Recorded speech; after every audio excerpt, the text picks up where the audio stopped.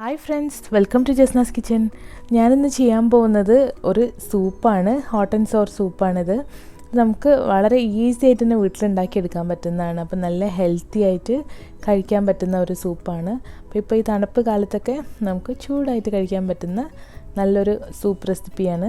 അപ്പോൾ ഞാനിതിൻ്റെ റെസിപ്പി പറയാം. അതിൻ്റെ മുൻപായിട്ട് നിങ്ങളെൻ്റെ ചാനൽ ആദ്യമായിട്ട് കാണുന്നവരാണെങ്കിൽ താഴെ കാണുന്ന റെഡ് ബട്ടൺ ഒന്ന് ക്ലിക്ക് ചെയ്ത് സബ്സ്ക്രൈബ് ചെയ്യാനും അതോടൊപ്പമുള്ള ബെല്ലൈക്കൺ കൂടെ ക്ലിക്ക് ചെയ്ത് അതിൽ ഓളും കൂടെ പ്രസ് ചെയ്യാൻ മറക്കരുത് കേട്ടോ. അപ്പോഴേ ഞാനിടുന്ന വീഡിയോസിനെല്ലാം നോട്ടിഫിക്കേഷൻ നിങ്ങൾക്ക് പെട്ടെന്ന് കിട്ടുള്ളൂ.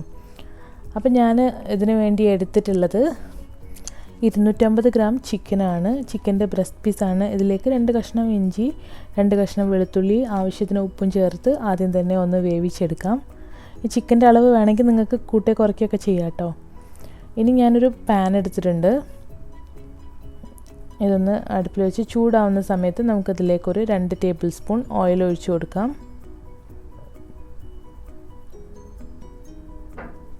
ഇനി നമുക്കിതിലേക്ക് കുറച്ച് സ്പ്രിംഗ് ഓണിയൻ ചേർത്ത് കൊടുക്കാം. അപ്പോൾ ഇതിൻ്റെ താഴെ ഭാഗത്തുള്ള ഈ വൈറ്റ് ഭാഗമാണ് ഞാനിപ്പോൾ കട്ട് ചെയ്തെടുത്തത്. അപ്പോൾ ഇതിലേക്ക് ചേർത്ത് കൊടുക്കുന്നുണ്ട്. ഇനി കുറച്ച് ഇഞ്ചി വെളുത്തുള്ളി ചെറുതായി മുറിച്ചെടുത്താൽ കേട്ടോ, നല്ല പൊടിയായിട്ട് അരിഞ്ഞെടുക്കുക. അതിനുശേഷം അതും കൂടെ ചേർത്ത് കൊടുക്കുക. ഇതെല്ലാം കൂടെ നല്ല പോലെ ഒന്ന് വഴറ്റിയെടുക്കുക.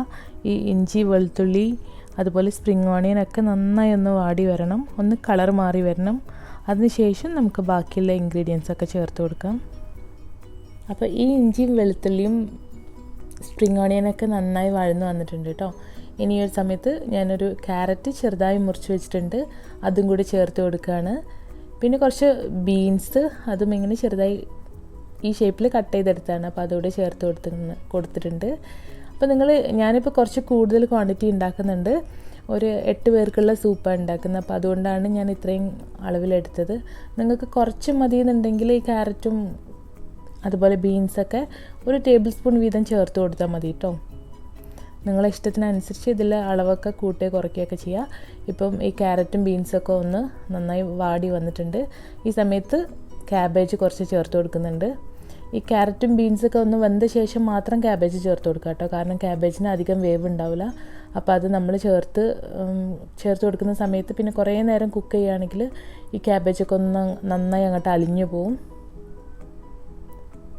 ഇനി ഇതിലേക്ക് ആവശ്യത്തിനുള്ള ഉപ്പ് ചേർത്ത് കൊടുക്കാം. ഇപ്പോൾ ഇതെല്ലാം നന്നായി ഒന്ന് വഴന്ന് വന്നിട്ടുണ്ട്. ഇനി നമുക്കതിലേക്ക് കുറച്ച് ബജി മുളകാണ് ഞാൻ എടുത്തത്. ഇത് കുറച്ച് എരിവുണ്ട് കേട്ടോ. അപ്പോൾ ഇതും കൂടെ ചേർത്ത് കൊടുക്കുന്നുണ്ട്. പിന്നെ ഉപ്പ് ചേർക്കുന്ന സമയത്ത് കുറച്ച് ചേർക്കുക, കാരണം സോയ സോസ് ചേർക്കുന്നതാണ് നമ്മളിതിൽ. അപ്പോൾ ചിക്കനൊക്കെ വേവിച്ചത് ഞാൻ ഇതുപോലെ ഒന്ന് ക്രഷ് ചെയ്തെടുത്തിട്ടുണ്ട്. അപ്പോൾ ഇതും കൂടെ നമുക്കതിലേക്ക് ചേർത്ത് കൊടുക്കാം.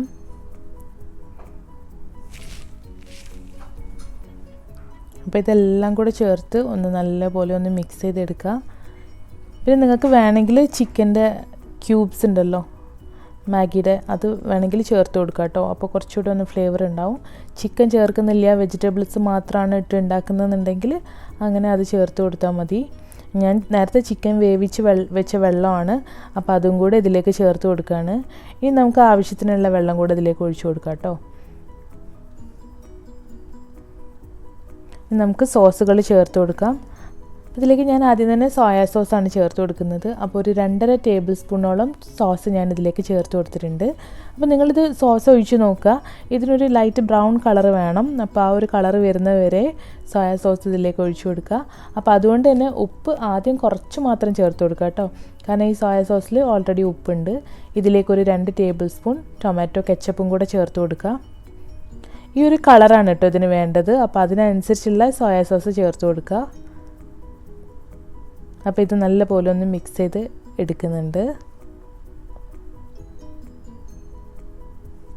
ഇനി നമുക്കിതിലേക്ക് വേണ്ടത് വിനാഗിരിയാണ്. 2 ടേബിൾ സ്പൂൺ വിനാഗിരി ഞാൻ ഇതിലേക്ക് ചേർത്ത് കൊടുത്തിട്ടുണ്ട്. ആ വിനാഗിരി ചേർക്കുമ്പോഴാണ് ഇതിനൊരു പുളി വരുന്നത്. അതാണ് ഹോട്ട് ആൻഡ് സോർ എന്ന് പറയുന്നത്.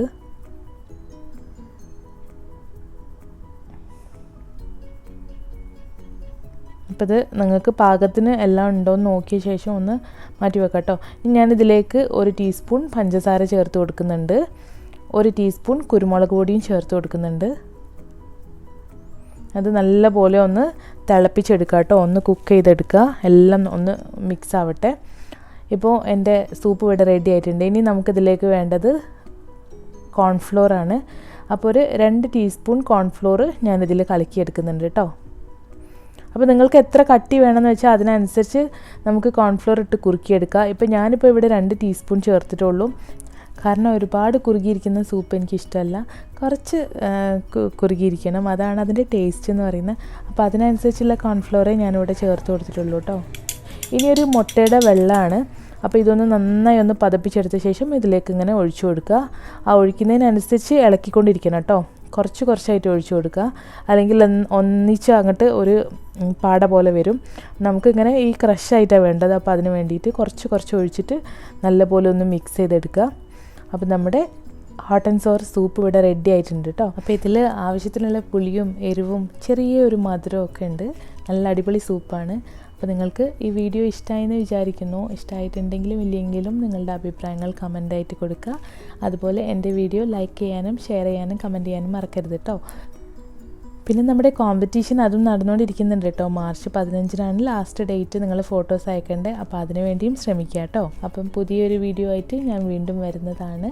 അതുവരേക്കും bye bye. Thank you for watching Jasna's kitchen.